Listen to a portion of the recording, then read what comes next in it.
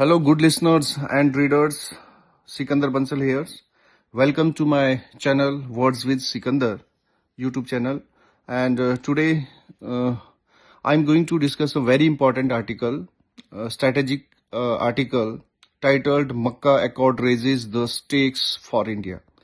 And subtitle is equally significant. New Delhi must, strategize to enforce stability in its neighborhood. तो ये आज के Tribune में ये आर्टिकल पब्लिश हुआ है और एक स्ट्रेटेजिक एक आर्टिकल है और इसको हमें समझना क्यों जरूरी है और जो सबसे इम्पोर्टेंट चीज है कि भारत को इसकी चिंता क्यों है और क्यों होनी चाहिए। और क्योंकि हमने पहले देखा कि पूरा जो घटनाक्रम है, जैसे ऑपरेशन सिंदूर था, पाकिस्तान, चाइना एंड भारत की डिफेंस प्रिपेयर्डनेस को जोड़कर भी इसको देखा जा सकता है। तो सबसे पहले तो ये समझना है कि ये जो मक्का अकॉर्ड है ये क्या है। ये काफी टाइम से ट्रिब्यून में आर्टिकल आ रहा है, डिफरेंट जो हमारे राइटर्स थे, प्रोमिनेंट राइटर्स थे, वो इसके ऊपर लिख रहे थे, लेकिन आज मुझे लगा कि इसको हमें डिस्कस करना चाहिए, इसको एनालिसिस, इसका एक एनालिटिकल पॉइंट ऑफ व्यू हमें रखना चाहिए। तो जो मक्का जो है कि एक जॉइंट डिफेंस एग्रीमेंट है। 7 अगस्त को Turkey, Saudi Arabia and Pakistan के बीच एक जॉइंट डिफेंस एग्रीमेंट हुआ था। तो पहली नजर में तो यह केवल 3 देशों के बीच जो है एक डिफेंस एग्रीमेंट दिखाई देता है, लेकिन अगर जियोपॉलिटिकल यानी जो की दृष्टि से हम देखें, भू राजनीति की दृष्टि से देखें, तो इसके जो प्रभाव है वो व्यापक हो सकते हैं। लेकिन तीनों देशों की जो स्ट्रेटेजिक जो इंपॉर्टेंस है दैट इज टोटली डिफरेंट। अगर पाकिस्तान को हम देखें तो वो हमारा पड़ोसी है और एक न्यूक्लियर आर्म्ड कंट्री है। और अगर हम सऊदी अरबिया को देखें तो एशिया की एक सबसे important economically, as a resources, energy and राजनीतिक एक बड़ी शक्ति है। और टर्की भी जो है एक नाटो का एक मेंबर होने के साथ साथ इसकी अपनी इंडिपेंडेंस, स्ट्रेटेजिक आइडेंटिटी जो है वो लगातार मजबूत हो रही है। तो इस आर्टिकल में ये सारी चीजें कही गई है। तो इसलिए भारत के लिए यह केवल 3 देशों का एक एग्रीमेंट नहीं है और ये एक बदलते रीजनल सिक्योरिटी या उसका एक आर्किटेक्चर का एक हिस्सा हो सकती है। अब बात आती है जो रेजेस द स्टेक्स, और रेजेस द स्टेक्स जो है एक फ्रेज भी है इंग्लिश में। अगर आप देखें तो इसका अर्थ है कि किसी सिचुएशन को एक अधिक महत्वपूर्ण और गंभीर, चुनौतीपूर्ण बना देना। This is the new alliances raises the stakes for India and this is the phrase. अगर इंग्लिश का एक हम वो देखें, कंसेप्ट देखें, तो एक फ्रेज है, फ्रेज।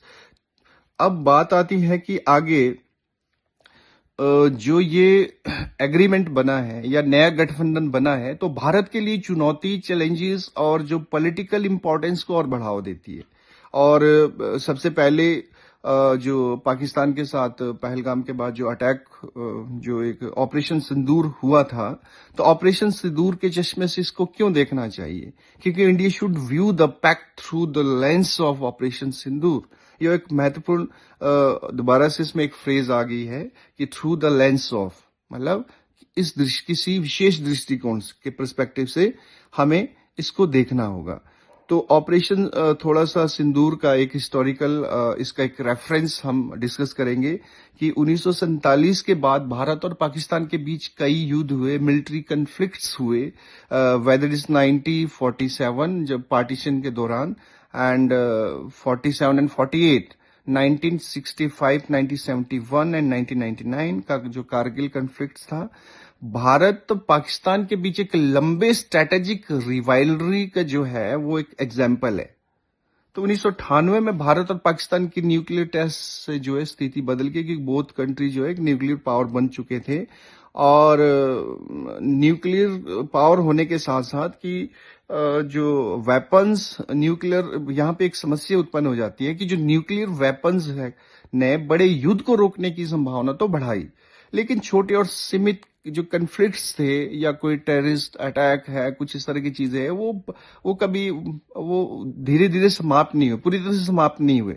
तो ये आर्टिकल में यही ये कहना चाह रहे हैं कि फर्स्ट ऑफ ऑल जो स्ट्रेटेजिक कंसेप्ट है कि सबसे पहले तो स्टेबिलिटी और इंस्टेबिलिटी पैराडॉक्सिस, मतलब इसमें वर्ड का इस्तेमाल किया गया है इन वर्ड्स का कि परमाणु हथियार बड़े युद्ध को रोक सकते हैं, लेकिन सीमित संघर्षों और छोटे सैन्य टकरावों को खतरा फिर भी बना रहता है। क्योंकि ठीक है, हम न्यूक्लियर कंट्री बन के बड़े सारे देश बन गए, लेकिन जो छोटी छोटी चीजें, छोटे छोटे जो टकराव है किन्हीं मुद्दों के ऊपर, या आपके बॉर्डर डिस्प्यूट्स है, या वाटर को लेकर डिस्प्यूट्स है, या कोई आपके ट्रेड्स को लेकर डिस्प्यूट्स है, ये चीजें आपकी बढ़ती ही रहती है।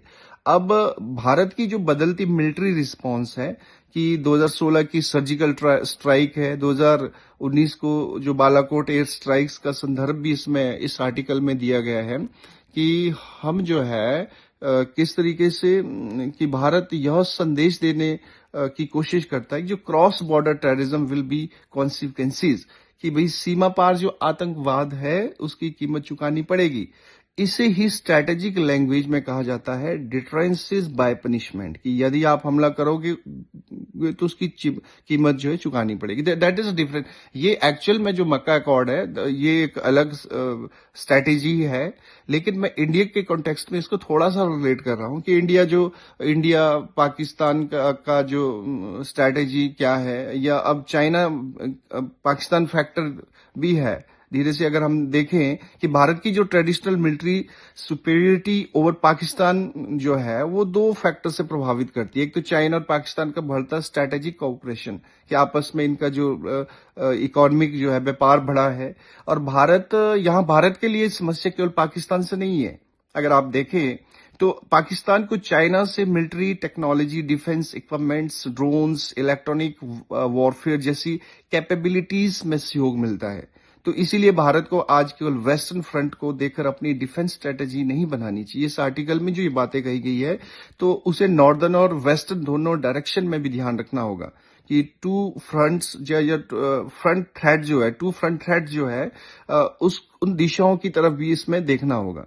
तो if I am talking in my way कि इंडिया सिक्योरिटी जो है वो पाकिस्तान को उसके लेंस के अकॉर्डिंग नहीं देखना चाहिए। इंडिया जो सिक्योरिटी है उसको इंडिया को अपने एक पर्सपेक्टिव से कि उसके नेबरहुड में क्या हो रहा है या किस तरह के एग्रीमेंट्स है, तो वी मस्ट सी। आगे है पाकिस्तान की जो टैक्टिकल न्यूक्लियर वेपन कैपेबिलिटी है। अब मैंने पहले कहा था कि जो पाकिस्तान की या इंडिया जो एक न्यूक्लियर जो है वेपन कंट्रीज है, और स्ट्रैटेजिक जो न्यूक्लियर वेपन्स का उद्देश्य व्यापक स्ट्रैटेजिक डिटरेंस होता है। तो यही टैक्टिकल न्यूक्लियर वेपन्स बैटलफील्ड या लिमिटेड मिलिट्री ऑपरेशन के संदर्भ में विकसित किए जाते हैं। तो इसके लिए भी भारत के लिए गंभीर स्ट्रैटेजिक चैलेंजेस पैदा करता है कि यदि कोई देश कन्वेंशनल मिलिट्री कॉन्फ्लिक्ट्स के दौरान टैक्टिकल न्यूक्लियर वेपन्स के उपयोग की धमकी देता है तो बुरी तरह से कन्वेंशनल वॉरफेयर की पूरी कैलकुलेशन बदल दी जाती है। अब बात आती है कि क्या भारत में मिलिट्री जो प्रिपेयर्डनेस जो है कि वो पर्याप्त है, एनफ है। तो इस आर्टिकल में जो राइटर है वो ये कह रहे हैं कि भाई कैपेबिलिटी गैप्स की वो चर्चा करते हैं कि जैसे कम्बैट एयरक्राफ्ट की कमी, या फिर इंडिजीनियस फाइटर एयरक्राफ्ट प्रोग्राम्स में डिले, या सबमराइन प्रोजेक्ट्स में देरी, नेवी की ऑपरेशनल कैपेबिलिटीज और रिक्वायरमेंट्स और ट्रेनिंग से जुड़े इश्यूज, और सबसे महत्वपूर्ण है जो फॉरेन टेक्नोलॉजी पर डिपेंडेंस। तो राइटर वांट्स दैट कि diplomacy can not be compensate for the military weakness, क्योंकि जो हमारी जो कूटनीति है वो सैन्य कमजोरी की भरपाई नहीं कर सकती है, क्योंकि credible diplomacy requires credible military capability, कि एक विश्वसनीय कूटनीति के पीछे विश्वसनीय सैन्य क्षमता का होना भी आवश्यक है। अब इसमें एक सबसे बड़ी बात आ गई, क्योंकि ये कंट्री नेबर कंट्री है और इसमें हमारा जो इंडियन ओशन है वो एक महत्वपूर्ण भूमिका निभाता है। इंडियन ओशन की आप बात करते हैं कि देयर आर 3 ओशन, जब हम भारत की जो मैप को देखते हैं, Bay of Bengal, Indian Ocean and Arabian Ocean, तो इंडियन ओशन की बात कही गई है कि भारत का जो जियोग्राफिकल लोकेशन है वो बहुत ही महत्वपूर्ण है। भारत एक तरफ से अरबियन सी से ढका है, दूसरी तरफ से बे ऑफ बंगाल एंड दक्षिण में एक विशाल जो इंडियन ओशंस है। तो होता क्या है कि भारत की इकोनॉमी और एनर्जी सिक्योरिटी भी समुद्री रूट से जुड़ी हुई है। इसलिए भारत की जो नेशनल सिक्योरिटी केवल लैंड बॉर्डर तक सीमित नहीं है। अब भारत की अपनी मैरिटाइम पावर को भी मजबूत करना होगा कि चाइना की बढ़ती naval presence and Indian oceans में उसके स्ट्रैटेजिक फुटप्रिंट देखने को मिलते हैं। और इसलिए कहा जाता है कि इसमें जो कहा गया कि India security is continental in concern about the increasingly maritime in character. इसलिए जो भारत की चुनौती है वो महाद्वीपीय है, लेकिन उसका समाधान इंक्रीजिंग जो मैरिटाइम पावर से भी जुड़ता हुआ देखता है। अब इस राइटर में कश्मीर का भी, कश्मीर को किस रूप में देखते हैं? कश्मीर को एक स्ट्रेटेजिक एनालिसिस के रूप में देखते हैं कि जो कश्मीर को केवल टेरिटोरियल डिस्प्यूट्स के रूप में नहीं देखा जाना चाहिए। पाकिस्तान की सिक्योरिटी नैरेटिव और जो मिलिट्री एस्टेब्लिशमेंट की सोच से भी जुड़ा हुआ है। तो यदि कश्मीर को लगातार एक एग्जिस्टेंशियल थ्रेट के रूप में प्रस्तुत किया जाता है, तो इसलिए इससे मिलिट्री मोबिलाइजेशन और स्ट्रैटेजिक कन्फ्रंटेशंस को लगातार जस्टिफिकेशन मिल सकती है। तो राइटर अपना एक कंसर्न इसमें जाहिर करते हैं कि इसलिए लेखक जो राइटर है, भारत की जो इस आर्टिकल में जो बातें कही गई है कि हमें एक ऐसी स्थिति की तरफ आगे बढ़ना चाहिए जिसमें कश्मीर का मुद्दा लगातार स्ट्रैटेजिक इंस्टेबिलिटी का कारण न बना हो रहे। तो ये एक सेंसिटिव पॉलिटिकल इशू भी है, लेकिन मेन है स्ट्रैटेजिक स्टेबिलिटी। अब बात आती है, इसी आर्टिकल में ये बात कह रहे हैं कि एक्चुअल में भारत को करना क्या चाहिए। तो वो एक प्रैक्टिकल बात पे आते हैं कि एक ब्रॉड 3 प्रोंग्ड स्ट्रैटेजी की बात करते हैं कि पहला डिप्लोमेसी की, जो अपने जो भी पड़ोसी नेबर है, स्ट्रैटेजिक पार्टनर में एक सक्रिय कूटनीति जारी रखनी चाहिए। और इंफ्रास्ट्रक्चर डेवलपमेंट की बात करते हैं कि बॉर्डर इंफ्रास्ट्रक्चर, रोड्स और एयरफील्ड्स और कम्युनिकेशन नेटवर्क को स्ट्रेंथन करना होगा। और लॉजिस्टिक्स जो है is the backbone of military, सैन्य शक्ति की रीढ़ है। तीसरा जो है आपका फॉरवर्ड लर्निंग मिलिट्री पोस्चर, कि आपको सिर्फ प्रतिक्रिया देने वाली नहीं होनी चाहिए, बल्कि एक proactive and prepared military strategy जो है आपकी होनी चाहिए। और साथ में स्ट्रैटेजिक पेशेंस और स्ट्रैटेजिक पैसिविटी के ऊपर वो बात करते हैं कि जो स्ट्रैटेजिक पेशेंस है कि सोच समझकर सही समय की प्रतीक्षा करना, और स्ट्रैटेजिक पैसिविटी की बात है कि खतरे को देखते हुए भी निष्क्रिय बने रहना। तो ये खतरे को देखते हुए भी भारत की जो स्ट्रैटेजिक पेशेंस चाहिए, लेकिन स्ट्रैटेजिक पैसिविटी नहीं। ये दोनों अलग अलग चीजें हैं, लेकिन वाक्य अच्छा है कि strategic patience should never become strategic complacency, की जो रणनीतिक धैर्य की जो आपकी रणनीतिक आत्मसंतुष्टि है, तो मैं नहीं बदलना चाहिए उसको, उसमें नहीं चेंज करना चाहिए। आपने फिर अगर हम हिस्ट्री पे थोड़ा सा जाए तो इंटरनेशनल रिलेशंस अलायंस हमेशा महत्वपूर्ण रहे हैं। कोल्ड वॉर के दौरान अगर नाटो की बात करें तो वार्सो पैक्ट जैसे मिलिट्री अलायंस ने पूरी वर्ल्ड पॉलिटिक्स को प्रभावित किया था। ये आप समझने, एक जीके का क्वेश्चन है। तो भारत ने भी 1971 के समय जो सोवियत यूनियन के साथ Indo Soviet treaty of peace, friendship and cooperation किया था, तो उसका देश केवल फ्रेंडशिप नहीं था, उसके पीछे उस समय की जो पॉलिटिकल को देखते हुए स्ट्रैटेजिक कैलकुलेशन भी थी।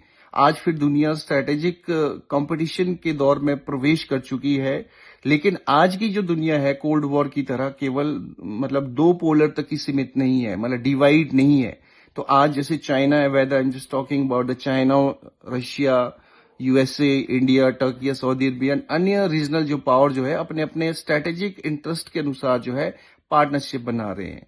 तो इस तरीके से जो स्ट्रैटेजिक ऑटोनॉमी जो है वो नेशनल इंटरेस्ट के अनुसार स्वतंत्र होनी चाहिए, मतलब आप स्ट्रैटेजिक डिसीजन होने चाहिए। आप कहीं पे भी, कोई भी कंट्री जो है अपने स्ट्रांग डिप्लोमेसी को स्ट्रेंथन करती है, क्रेडिबल डिटरेंसेस को इंक्रीज करती है, मॉडर्न जो मिलिट्री कैपेबिलिटी को बढ़ावा देती है, एंड स्ट्रैटेजिक जो लॉन्ग टर्म प्रिपेयर्डनेस जो है उसको तैयार करती है। तो काफी समय से जो इसके ऊपर एक मक्का अकॉर्ड के ऊपर बात हो रही थी, तो ये एक अपने आप में एक स्ट्रैटेजिक कन्वास है। और आर्टिकल में यही कि मॉडर्न जो जियोपॉलिटिक्स कि मैं कोई भी घटना आइसोलेटेड नहीं है, whether it is about the Saudi Arabia, Pakistan and Turkey defence agreement and military cooperation, या फिर चाइना का पाकिस्तान को डिफेंस सपोर्ट करना, या फिर इंटरकनेक्टेड स्ट्रेटेजिक एनवायरनमेंट के रूप में देखना कि भारत को एक उस स्थिति में देखना, लेकिन साथ ही भारत की जो ओवर रिएक्शन से भी बचना होगा। तो इस तरह की जो स्ट्रैटेजिक पार्टनरशिप है, भारत के खिलाफ अलायंस मान लेना ही सही नहीं है, और इंटरनेशनल रिलेशन में नेशनल इंटरेस्ट का सबसे महत्वपूर्ण फैक्टर है। तो सो दैट कि भारत को ना तो कम इस तरह से अननेसेसरी जो अलार्मिस्ट बनना है, और उसे बिल्कुल काम, कॉन्फिडेंट एंड प्रिपेयर्ड रहना है। यही इस आर्टिकल का अंतिम जो मकसद है कि hope for the best but prepare for the worst, कि अच्छे से अच्छे परिणाम की आशा रखिए, लेकिन उससे खराब परिस्थितियों के लिए भी आप हमेशा तैयार रहे। तो अंत में जो अगर नटशेल हम इसको बोले, तो ये एक स्ट्रैटेजिक एक आर्टिकल था कि अभी 3 देशों के बीच जो एक एग्रीमेंट हुआ था कि किस तरीके से वहां पे जो डिफेंस को स्ट्रेंथन करना है। तो ये क्वेश्चन इंडिया के लिए भी था कि इंडिया को यहाँ पे किस तरीके से तैयार रहना है कि सिंस इंडिपेंडेंस जो इंडिया ने यहाँ पे किसी भी तरह की जो वॉर हुए हैं, पाकिस्तान के, मोस्टली पाकिस्तान के साथ हुआ है, चाइना के साथ भी हुआ है, चाइना का सपोर्ट पाकिस्तान के लिए है, एंड जो विद इन कंट्री अगर आप इंटरनल देखें तो एक ये स्ट्रैटेजी, इसमें एक कश्मीर की बात भी कही गई है। तो यह एक राजनीतिक यह एक भारत के लिए स्ट्रैटेजिक वेकअप कॉल है कि इसे हमें समझना है, और एक रणनीति चेतावनी कि बदलती दुनिया में केवल प्रतिक्रिया देने वाला देश नहीं, बल्कि भविष्य को समझकर तैयारी करने वाला देश ही अपनी जो सिक्योरिटी है और नेशनल इंटरेस्ट को प्रोटेक्ट कर सकता है। तो so that's all about this article. Thank you for watching. Stay informed, stay analytical, and keep reading.